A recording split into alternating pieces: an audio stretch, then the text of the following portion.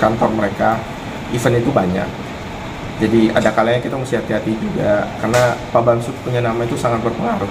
Ya, apalagi untuk anak-anak muda itu sangat-sangat berpengaruh. Itu kalau bukan nama Pak Bamsud disebut sebagai pembina atau apa, event ini nggak mungkin dikerjain. Ya. Dan dengan ancaman itu sempat juga nama Bapak dipakai untuk mengancam klien kita.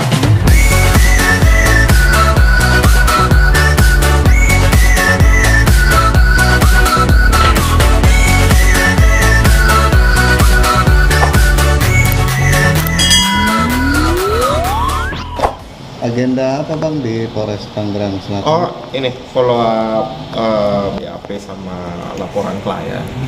Kemarin ada laporan ke sini, klien saya kan vendor untuk event-event, itu banyak handle. Nah, kemarin lagi kena masalah sama organizer.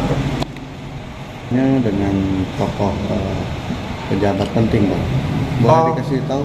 Ya, kemarin dari berdasarkan lisan dari jajaran organizer itu ada yang menyebutkan namanya Pak Bamsud, dan memang seringkali dikaitkan sebagai pembina event ini. Tapi sempat juga ada dari salah satu dari mereka yang memang sering dan memakai nama ini dengan tidak benar gitu, untuk ya adalah ancaman sedikit kepada klien. Ada bentuk apa sih Bang, kerugian apa? Kerugian kan banyak ya, dari cuman sampai sekarang kan sementara ini kan cuman timbul hutang, karena hutang itu kan kita pakai untuk bayar subvendor. Sementara ini bayar subvendor daripada nanti kasus ini merembet kemana-mana. Jadi kita bayar dulu subvendor sekitar 150 juta. Kalau total yang belum dibayarkan itu angkanya hampir mencapai 400 juta. Total yang belum dibayarkan. Nggak dibayarkan itu karena mereka organizer itu merasa rugi. Ada barang-barang yang tidak terpasang ataupun tepat waktu, tapi mereka tidak pernah kasih kontrak kerja ya. Misalnya event segede itu ada kontrak kerja, dan tidak pernah kasih kontrak kerja, cuma ada purchase order, dan pada saat dikonfirmasi tentang pemasangan kapan, schedule-nya kapan, mereka tidak pernah.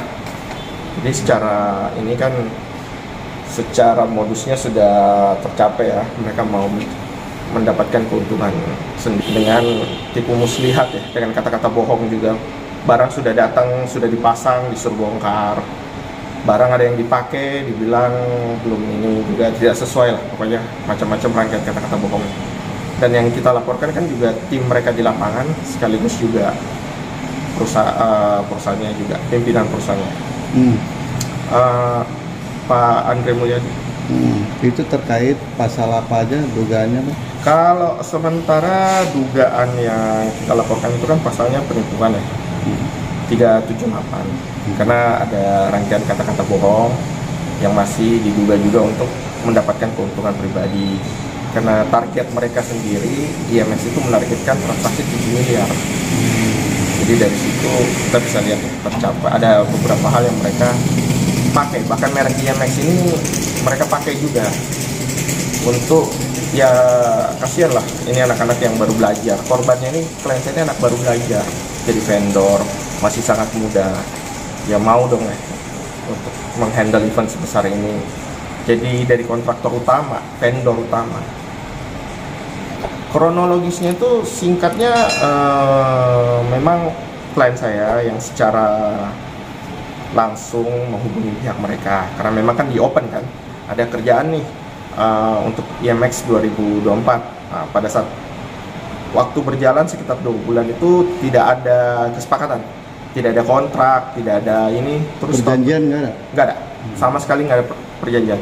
Nah, tiba-tiba H-7 kurang lebih itu dihubungin balik bahwa bersedia pakai, dan akhirnya ditransfer sekitar agak malaman. Jamnya itu agak malam, langsung ditransfer. Nah, belum akhirnya dikerjakan lah, barang datang, H-3 persiapan semua. Nah, di situ mulai kata-kata bohongnya, bahwa ini sudah tidak sesuai, ini warnanya ini, harusnya kondisi begini, harusnya kamu tahu kalau event kan harusnya ada standarnya, tapi kan standar itu kan berdasarkan kesepakatan, tidak bisa kita bilang ada cuma modal kata-kata doang, harus ada kesepakatan.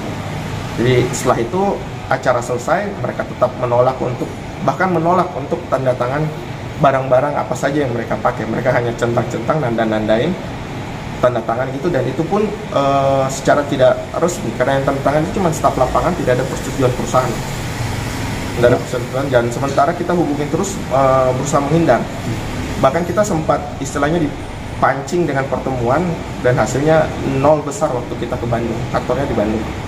Waktu kita ke Bandung, stafnya ngomong Pak Andre-nya udah nggak bisa dihubungi, jadi kayaknya batal. Tindak lanjutnya lagi, percobaan itu kan banyak melibatkan orang asing juga. Saya juga sudah sempat untuk kontak konsulat Jepang, jangan sampai ada indikasi bahwa orang tamu-tamu yang diundang itu memakai visa kunjungan biasa, bukan visa kerja atau apa, karena kan mereka sebagai tamu dan mereka sebagai performer ya. Kalau nggak salah ada yang untuk ngedrift atau segala macam gitu. Kalau saya sih lebih kepada ini ya, banyak event, sudah seperti yang saya bilang juga waktu saya ke kantor mereka, event itu banyak. Jadi ada kalanya kita mesti hati-hati juga, karena Pak Bamsud punya nama itu sangat berpengaruh ya, apalagi untuk anak-anak muda itu sangat-sangat berpengaruh. Itu kalau bukan nama Pak Bamsud disebut sebagai pembina atau apa, event ini nggak mungkin dikerjain ya. Dan dengan ancaman itu sempat juga nama Bapak dipakai untuk mengancam klien kita. Nah, ancaman itu yang bikin akhirnya nggak berani lapor polisi. Setelah saya baca kasusnya, baru saya tangani, baru ada keyakinan dari pihak pelapornya untuk berani mengambil tindakan. Klien saya sebagai korban itu berani. Setelah kita tegaskan bahwa Pak Bamsud itu mungkin cuman dipakai namanya saja secara langsung oleh pihak-pihak yang tidak bertanggung jawab itu, bukan dari beliau ide-ide tersebut ya. Jadi Pak Bamsud itu